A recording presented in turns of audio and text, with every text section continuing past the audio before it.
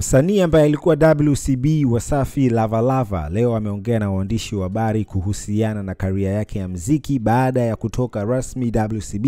lakini pia amethibitisha kwamba kwa sasa yupo Byte Gang, ile lebo ambayo yeye mwenyewe anaisimamia. Ni lebo yake mwenyewe alitambulisha wakati bado yupo WCB na mashabiki zake wanaifahamu, lakini pia alikuwa akihitaja kwenye nyimbo mbalimbali ambazo alikuwa akizifanya wakati yupo chini ya Diamond Platnumz. Sasa Lava Lava amesema ya kwamba kitendo cha Diamond Platnumz kumwacha huru bila ya kumtoza chochote na mwanzo wake umekuwa mzuri kwa sababu amelamba deal na kampuni moja ya kuuza magari nchini Tanzania. So Lava Lava ni barozi tayari na leo ndo alikuwa rasmi anatangaza ushirikiano wa kufanya kazi na kampuni hiyo na mashabiki zake, na hisi kitu ambacho wanakihitaji sasa hivi kutoka kwa msanii wao ni either EP ama album kama ambavyo Mbosso amefanya, kwa sababu ni kitambo kidogo tangu umemsikia Lava Lava kwenye game. So kama kutoka kuna kazi yoyote kutoka kwa Lava Lava hivi karibuni itakuwa ni fresh sana kwa mashabiki zake, lakini pia itakuwa ni poa kwa career yake kwa sababu atakuwa amelamba dili la ubalozi, lakini pia kazi zake zitakuwa zinapanda kwenye chati kubwa za muziki TZ